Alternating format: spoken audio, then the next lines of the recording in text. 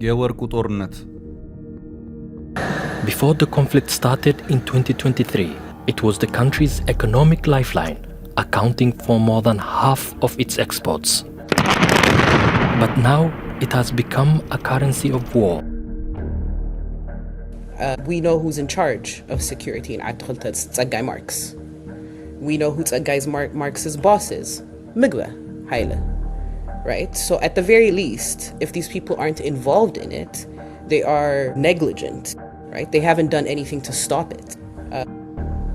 The TDF is engaged in mining in those areas is all under Migwa Haile. Collapsing trade ties mean they're not benefiting from the surge. አዳዲስ የወርቅ ጦርነት ግንባሮች እየተፈጠሩ ነው። ከዚሁ ጋር በተያያዘ ጉዳዩን አደገኛነት የተመለከተው የአውሮፓ ህብረት ነገሩን ሳይቃጠል በቅጠል በሚል አፋጣኝ እርምጃን ወስዷል። ጉዳዩ ከሱዳን እስከ ትግራይ የተዘረጋ ረጅም የወርቅ ሰንሰለት ነው። ደብረጽዮን ፍንጭ ሰጥተዋል። ወርቁን እንጠቀመዋለን የሚል ፍንጭ ነው። የትግራይን ወርቅ መሆኑ ነው። የታሰበውን ጦርነት ፋይናንስ ለማድረግ በማሰብ ነው። በወርቅ የገቢ ምንጭነት የሚካሄድ ጦርነት አደገኛ መሆኑን ተንታኞች ይናገራሉ። በርካታ የጥቅም ተጋሪዎችን ወደ ጦርነቱ በመሳብ ትንሹን ነገር የሚያወሳስብ አደገኛ ማዕድን ነው። ከዚሁ ጋር በተያያዘም አንዳንዶች ወርቅን ዋር ከረንሲ ሲሉ ይጠሩታል። የአውሮፓ ህብረትም ሰሞኑን ከባድ ውሳኔ ያሳልፈዋል። ህወሓትንም ጭምር የሚያሰጋ ውሳኔ ነው።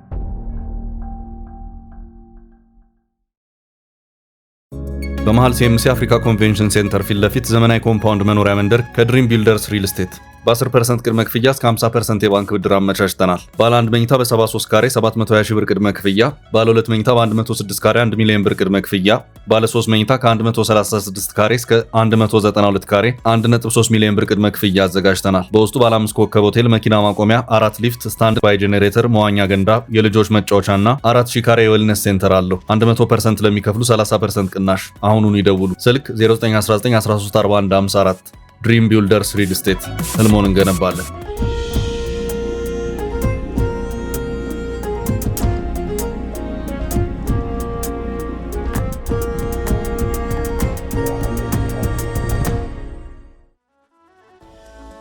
ጦርነት ከሚያስከትለው ውድመት በተጨማሪ ራሱን ጦርነቱን ለማካሄድ ገንዘብ ይፈልጋል። መሳሪያ፣ ተተኳሾች፣ የተዋጊዎች ቀለብና አልባሳት ብሎም ወደ ዝርዝር ሲገባ ብዙ የወጪው ጥንቅጦች ያሉበት ነው። በዚህ ላይ ጦርነቱ የሚያስከትላቸው በርካታ ውድመቶችም አሉ። እነዚህ ሁሉ በገንዘብ ሲተመኑ እጅግ ከፍተኛ ነው። ተዋጊ አካላት ጦርነትን ሲያካሂዱ ይህንን ሁሉ ወጪ የሚሸፍን ገንዘብ ያስፈልጋቸዋል። ከፍ ያለ የገንዘብ አቅም ወይም የገንዘብ ምንጭ ያለው አካል ከተፋላሚው አንጻር የሚካሄደውን ጦርነት የመሸከም አቅም ይኖረዋል። ይህም በራሱ ሙሉ አሸናፊነት ለመጎናጸፍ ዋስትና ተደርጎ ሊወሰድ የሚችል ባይሆን እንኳን ቢያንስ ግን ያለው ድርሻ እንደዚሁ በቀላሉ የሚታይ አይደለም። አማጽያን ወይም ከመንግስታት ጋር የሚዋጉ ኃይሎች ወደ ጦርነት ሲገቡ ፈታኝ ከሚሆኑባቸው ጉዳዮች መካከል አንዱ ቀጣይነት ያለው የሚያካሄዱትን ጦርነት ሊሸከም የሚያስችል አስተማማኝና ያልተቋረጠ ገቢን መፍጠር ነው። እንደ ማሳያ ያህልም አሜሪካ አፍጋኒስታንን ከወረረች በኋላ ለ20 ዓመታት ያህል ከታሊባን ጋር ስትዋጋ ታሊባን የዓለማችን ቁጥር 1 ሀብታም የሆነችውን ሀገር ለመፋለም የግድ ጠንካራ የገቢ ምንጭን ማግኘት ነበረበት። በጊዜውም ታሊባን የገቢ ምንጩ ያደረጋቸው 2 እና 3 ተብለው የሚጠቀሱ የኢኮኖሚ ዘርፎች ነበሩት። የመጀመሪያው የአደንዛዥ ዕፅ እርሻዎችን በማስፋፋት በዓለም አቀፍ ደረጃ በህገ ወጥ የአደንዛዥ ዕፅ ሽያጭ ውስጥ መግባት ነበር። ከዚህ ቀጥሎ አፍጋኒስታን ያሏትን የእብነበረድ ሀብት እንዲሁም የድንጋይ ከሰልን በስፋት እያወጡ ለውጭ ገበያ ማቅረብ ነው። ታሊባን የአፍጋኒስታን ህጋዊ መንግስት ስላልሆነ ሽያጩም እንደዚሁም ገቢውም በህገ ወጥ የግብይት ሰንሰለት የሚከናወንም ነበር። ከዚህም በተጨማሪ ታሊባን በስሩ ካሉት ግዛቶች የታክስ ስብሰባንም ጭምር ያከናውን እንደነበር የቀደሙት ዘገባዎች ያመለክታሉ። እነዚህ ሁሉ ተደማምረው ወሳኝ የታሊባን የገቢ ምንጮች የነበሩ ሲሆን ከአሜሪካ ጋር ሲያካሄድ የነበረውንም ፍልሚያ ለዓመታት ያስቀጠለው በዚሁ መልኩ የነበረ መሆኑን መረጃዎች ያመለክታሉ።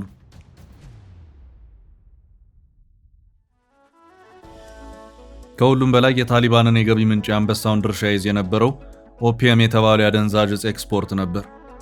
በአንድ ወቅት ቢቢሲ ባሰራጨው ዘገባ እንዳመላከተው ከሆነ ታሊባን ከዚህ የአደንዛዥ ዕፅ ሽያጭና ዝውውር በዓመት እስከ $3 ቢሊዮን ገቢን ያገኝ ነበር። በዚህ መልኩ ታሊባን በጊዜው አፍጋኒስታን ከነበረው የአሜሪካ ጦርነት ጋር ሲፋለም ቆይቷል። ነገሩን ወደ ሱዳን እንደዚሁም ወደ ህወሓት ስንመልሰው የወርቅ ጉዳይ አብሮ ይነሳል። በሱዳን ያሉት ሁለቱ ተፋላሚ ጀነራሎች የገቡበትን ጦርነት በፋይናንስ ገቢ በመደገፉ ረገድ የአገሪቱን የወርቅ ሀብት በዋና የገቢ ምንጭነት የሚጠቀሙ መሆኑን ሲወጡ የቆዩት መረጃዎች ያመለክታሉ። በአሁኑ ሰዓት በሱዳን በፍልሚያ ያሉት በርካታ ኃይሎች ቢሆኑም ዋነኞቹ ተጠቃሾች ግን በአሁኑ ሰዓት በመንግስትነት የሚጠቀሰው የጀነራል አልቡርሃን ቡድንና በአማጺነት ስሙ የሚነሳው የጀነራል መሐመድ ሐምዳን ዳጋሎ የፈጥኖ ደራሽ ጦር ነው። በሱዳን የሚካሄደው ጦርነት በእጅጉ አውዳሚ ነው። ሁለቱም ኃይሎች የሚያካሂዱት መደበኛ ጦርነት ወይም ኮንቬንሽናል ዋር የሚባለውን ነው።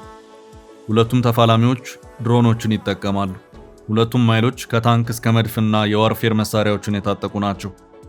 የሱዳንን የጦርነት የውድመት አድማስ ያሰፋውም ይኸው ጉዳይ ነው። በእርግጥ አሁን ባለው ሁኔታ በሁለቱ ኃይሎች መካከል የሚካሄደው ጦርነት የኃይል ሚዛኑ በጀነራል አብዱልፈታህ አልቡርሃን ወደሚመራው ሱዳን ጦር ኃይል ያመዘነው ነው ይታያል። በቅርቡ በብሉ ናይል ግዛት በተካሄደው ውጊያ የዳጋሎ ጦር ለኢትዮጵያ አዋሳኝ የሆነችውን የኩርሙክ ከተማን ተነጥቋል። ሌላው ቀርቶ የዳጋሎ ጦር መዲናዋ ካርቱም ሳትቀር በእጁ ነበረች። ዛሬ ግን አይደለችም። በዚህ መልኩ የሱዳን ፈጥኖ ደራሽ ጦር በሀገሪቱ ጦር ኃይል የበላይነት እየተወሰደበት ይገኛል። በጀነራል አብዱልፈታህ አልቡርሃን የሚመራ የሱዳን ብሔራዊ ጦር እንደ መንግስት የሚቆጠር በመሆኑ የገቢ ምንጩም የሱዳን ልዩ ልዩ የገቢ ምንጮች ናቸው። ይህም የወርቅ ሀብትንም ጭምር ያካትታል። ከዚህ ባለፈም በአማጺ ተዋጊነት የሚታየውና በጀነራል መሐመድ ሐምዳን ዳጋሎ የሚመራ የሱዳን ፈጥኖ ደራሽ ጦርም በተመሳሳይ መልኩ የሚያካሄደውን ጦርነት ፋይናንስ ማድረግ መቻል አለበት። ዘገባዎች የሚያመለክቱት የዳጋሎ ጦር ዋነኛ የገቢ ምንጭ የሱዳን የወርቅ ማዕድን ነው። እንደ አልጀዚራ ዘገባ ከሆነ ይሄው ኃይል በአንድ ወቅት ከወርቅ ሽያጭ እስከ $1 ቢሊዮን አግኝቷል። ዋነኛ የወርቁ መዳረሻ ተደርጋ ስሟ የሚጠቀሰውም የተባበሩት አረብ ኤምሬትስ ወይም UAE ናት። Before the conflict started in 2023, it was the country's economic lifeline, accounting for more than half of its exports. But now it has become a currency of war. Collapsing trade ties mean they're not benefiting from the surge. በአንድም ይሁን በሌላ መልኩ የሱዳንን ጦርነት ማስቆም አለብን ያለው የአውሮፓ ህብረት ለዚሁ የሱዳን ጦርነት ዋና አቀጣጣይ ሆኖ እያገለገለ ነው ባለው የሱዳን የወርቅ ኤክስፖርት ላይ ማዕቀብ የጣለ መሆኑን አስታውቋል። ይሄው ዕቀባ ባለፈው ሰኞ ይፋ ሆኗል። የአውሮፓ ህብረት በሱዳን ላይ የጣለው ማዕቀብ በወርቅ ኤክስፖርት ላይ ብቻም አይደለም። ወርቅን በኬሚካል ደረጃ ከሌሎች ዝቃጮች ለይቶ ለማውጣት የሚያገለግሉ የወርቅ ማውጫ ኬሚካሎችና ንጥረ ነገሮች ሳይቀሩ ወደ ሱዳን ምድር እንዳይገቡ ዕቀባ የጣለ መሆኑን አስታውቋል። ህብረቱ ወደ ሱዳን መግባት የለባቸውም በማለት ዕቀባ የጣለባቸው የወርቅ ፕሮሰስ ማድረጊያ ንጥረ ነገሮች ሜርኩሪ እና ሳያናይድ የሚባሉ ናቸው። ነገሩን ወደ ህወሓት ስንመልሰው ህወሓት ወደ ጦርነት የሚገባ መሆኑን ደጋግሞ ተናግሯል። ያሉት አዝማሚያዎችም እያሳዩ የሚገኙት ይህንኑ ነው። ህወሓት ወደ አሰበው ጦርነት ለመግባት የሚሰጣቸው የተለያዩ ምክንያቶች አሉ። የትግራይን ህዝብ ከመጥፋት ለማዳን የሚደረግ ራስን መከላከል የሚለው አንደኛው ነው። ሌላኛው የተወሰደብንን ግዛት ለማስመለስ በሚል የሚጠቀስ ምክንያት ነው። በዚህ የሚባል በዚያ ከህወሓት አመራሮች ተደጋጋሚ ገለጻዎች መረዳት የሚቻለው ነገር ቢኖር በህወሓት በኩል ጠበቅ ያለ ጦርነት ዝግጅቶች እየተደረጉ መሆናቸውን ነው። ጥያቄው የጦርነቱን ወጪ ማን ይሸፍነዋል የሚለው ነው። በቅርቡ ከደብረጽዮን ገብረ ሚካኤል ገለጻ መረዳት የተቻለው ህወሓት የትግራይን የወርቅ ማዕድን ለዚሁ ጦርነት የገቢ ምንጭነት ሊጠቀም ያሰበ መሆኑን ነው። ደብረጽዮን ገብረ ሚካኤል የዛሬ ሳምንት አካባቢ በመቀሌ በተካሄደ አንድ የማዕድን ጉባኤ ላይ ተገኝተው ነበር። ጉባኤው የተካሄደው ባለፈው ሰኔ 27 ቀን 2028 ዓ.ም በክልሉ የማዕድን ቢሮና በትግራይ የፖሊሲ ጥናትና ምርምር ኢንስቲትዩት አዘጋጅነት በተካሄደ የምክክር መድረክ ላይ መሆኑን የፕሬዝዳንቱ በፌስቡክ ገጹ ላይ ባጋራው መረጃ አመልክቷል። በዚያም የስብሰባው መክፈቻ ላይ ንግግር ያደረጉት ደብረጽዮን የማዕድኑን ገቢ እኛው እዚሁ እንጠቀምበታለን። ይህ ሀብት ትግራይን ለማዳከም ሲውል የነበረ ነው። ከዚህ በኋላ ግን ይህ የማዕድን ሀብት ትግራይ ራሷን የምትከላከልበት አቅም ይደረጋል ሲሉም ነበር የተናገሩት።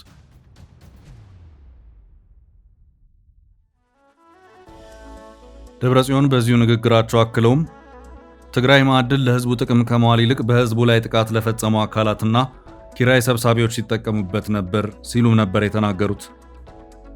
ደብረጽዮን የተናገሩት ስለ ትግራይ የወርቅ ማዕድን ነው ያሉት ባጭሩ ሲቀመጥም በቀጣይ ላሰብነው ጦርነት እንደ ዋና የገቢ ምንጭነት እንጠቀምበታለን ነው። ባጭሩ እንደ አፍጋኒስታኑ ታሊባንና እንደ ሱዳን ተፋላሚ ኃይሎች ማለት ነው። ነዳጅን ጨምሮ አጠቃላይ የማዕድን ግብይት የአንድ ሀገር ሀብት በመሆኑ ህጋዊ ዓለም አቀፍ ግብይትን የሚያካሂዱት ወይም ግብይትን ለሚያካሂደው አካል ፍቃድን የሚሰጡት መንግስታት ብቻ ናቸው። በኢትዮጵያ አውድ ሲታይ በማዕድን ሀብት ላይ ክልሎች እንዲሁም የፌዴራል መንግስቱም የየራሳቸው ኃላፊነት ድርሻ አላቸው።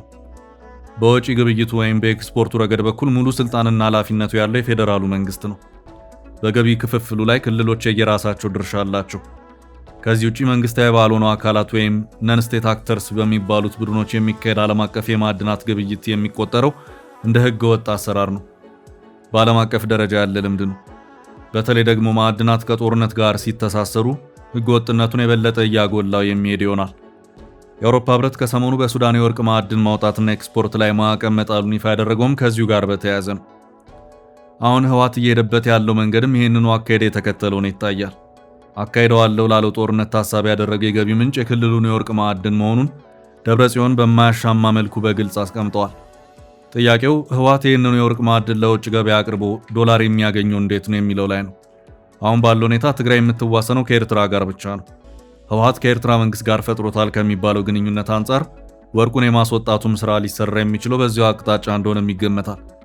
ቀደም ብሎ የህወሓት ፖለቲካዊና ወታደራዊ አመራሮች በዚሁ የትግራይ ማዕድን ላይ እየተረባረቡና ከፍተኛ ሀብትንም በኤርትራ በኩል እያሸሹበት ነው በሚል ተከታታይነት ያሉባቸው ክሶች ሲቀርቡባቸውም ነበር። አቶ ጌታቸው ረዳ ስልጣን ላይ በነበሩበት ወቅት አንዱም የጊዜያዊ አስተዳደሩና የህወሓት አመራሮች የግብ ነጥብ የነበረው ይሄው የትግራይ ማዕድን ጉዳይ ነበር። አሁን ደግሞ የህወሓት አመራሮችና ወታደራዊ ዘርፍ ማዕድኑን ሙሉ በሙሉ እንደተቆጣጠሩት ይታወቅልኝ፣ ራሴን ለመከላከል ተግባርም አውለዋለሁ ሲል አስታውቋል። ጋሃት ከተባለ በይነመረብ ሚዲያ ጋር ቆይታ ያደረገችው የቀድሞ ጠቅላይ ሚኒስትር አቶ መለስ ዜናዊ ልጅ ሰማሃል መለስ በዚሁ የትግራይ ወርቅ ማዕድን ዙሪያ ማብራሪያዋን ሰጥታለች።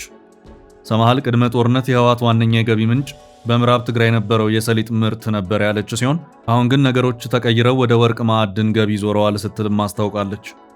በዚሁ ማብራሪያውም የትግራይ ወርቅ ማዕድን ላይ በከፍተኛ ሽያጭ ላይ ኔትወርክ ውስጥ አለ ያለቻቸውንም ሰዎች በስም ጠቅሳ ዘርዝራለች።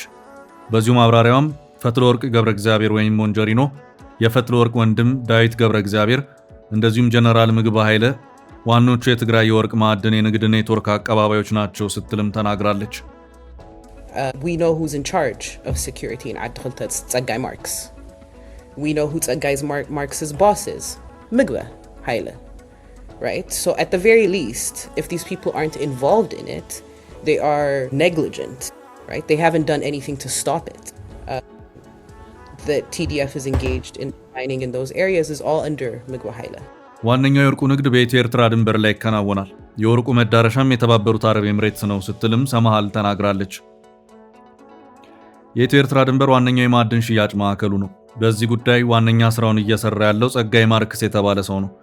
የዚህ ሰው አለቃ ደግሞ ጀነራል ምግብ ኃይለ ነው።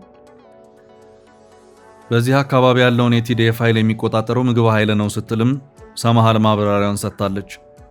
አሁን ባለው ሁኔታ ደግሞ የሰማሃልን አነጋገር በሚያረጋግጥ መልኩ ደብረጽዮን ማዕድኑን እኛው ተቆጣጥረነዋል፣ ገቢውንም ራሳችንን ለመከላከል እንጠቀምበታለን ሲሉም ተናግረዋል።